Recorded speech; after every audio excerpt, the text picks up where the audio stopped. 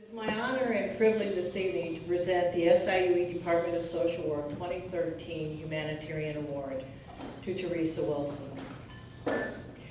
Theresa is a daily champion for peace and social justice among the world's poor. In 2004, right here in Edwardsville, Illinois, Theresa started a nonprofit organization that she named the Blessing Basket Project. Theresa believes the rural poor in developing countries are quite capable of pulling themselves out of poverty if given the opportunity, what she calls prosperity wages for their labors. The Blessing Basket Project uses this unique financial model which allows artisans to earn significantly higher than fair trade wages for their products for a given period of time. The artisan is then free to steward that money however they wish. Most often they use the capital to create multiple small businesses. Their entrepreneurial endeavors result in several independent streams of income, thereby creating sustainable financial independence from the organization. As founder and executive director of the Blessing Basket Project, Theresa understands and has seen the social injustices facing the impoverished and disadvantaged in many countries throughout the globe.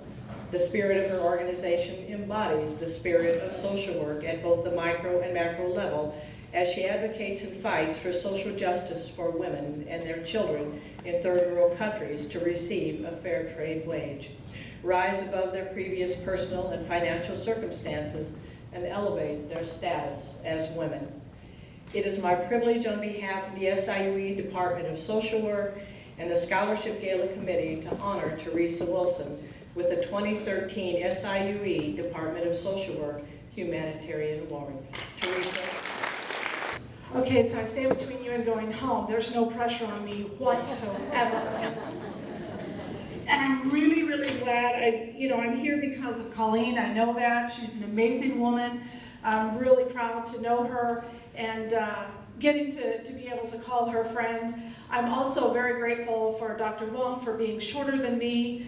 That was a real help for me as we were getting ready for tonight. It is my true honor and deep privilege to be with you tonight. This was quite a phone call that I got from Kellene. I really enjoyed my time here with you last year. I had a great time with everybody. And I've just returned from Bangladesh. I haven't even been back home, but just a couple of weeks. And the civil unrest in Bangladesh, the violence was spilling out into the streets. And as we made our way to the weavers on each of the days, there were certain days that were worse than others. And so we had to send a scout out to the local main road to determine whether or not it was even safe to travel. Because as a foreigner, I attract attention. And at one point, we even thought about the idea of putting me in the trunk just to hide me so that, again, we could travel safely to go see the artisans. Now I travel all over the world, and I've had stones thrown at me and sticks thrown at me, but it doesn't really faze me, it doesn't bother me, because just like you guys serve your students every day and you have a passion to do that, I have a passion to go see my weavers. And so even the thought of being stuffed into this trunk to go get to them a couple of weeks ago, it didn't even faze me. But to get here tonight, to get ready for tonight, I had to put a hem in these pants. It practically put me in the fetal position. But I did it. I just wanted you to know I did it, so I'm really proud of myself. I did it because being with you here tonight is very, very, very important to me. Since we were together last, I have visited over 1,000 of our artisans around the world. This picture comes to you from Ghana, Africa, where in just a few days after this photograph was taken, my backdoor neighbor and best friend ever, Joe Carrington, asked me to marry him. So I not only have visited our weavers, but I've gotten engaged to be married. And we are actually going to return to this village in just a few months, where we will be married actually in Ghana. The village, when they found out we were going to get married, we had to ask permission of the local chief, and he granted permission, but not before demanding 2 cows and 2 rams from Joe. So if you have any extra cash, he was a little upset at me for paying $50 to watch you guys dance earlier, because he's like, I think that cost me a chicken, I'm really not sure. So I have had the privilege of in many of our countries, meeting with over 1,000 artisans, and we have graduated more than 50 of them out of poverty.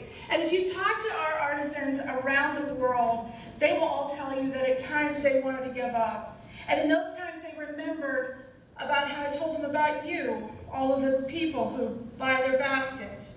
Because you see, the Blessing Basket Project can pay them more than anybody in the world, but if amazing people like you don't buy their baskets, it all breaks down. So despite the difficulties, all of these women all over the world kept going. And they're on their way to, they're out of poverty, they're totally out, they're sustainably out, they've started their businesses, and they're doing fantastic. And they kept going because they knew that there were brighter days ahead. And tonight, I'm very gratefully and humbly accepting this award in their honor. Yes, I am the catalyst for it, but you know what? They do the really, really hard work. They do the hard part. And tonight, in true Blessing Basket style, our artisans want to pay forward something to you. They have something very important to tell you, and that is a dare. If you can go to the next slide for me, please. These are our women in Bangladesh, and tonight they dare you, in Blessing Basket style, dare to be braver than you think you can be. Dare to keep going, despite the difficulties that you're going to face, especially in the area of social work. And as a social worker, dare to continue to make the world a better place. On behalf of our artisans around the world, thank you very much.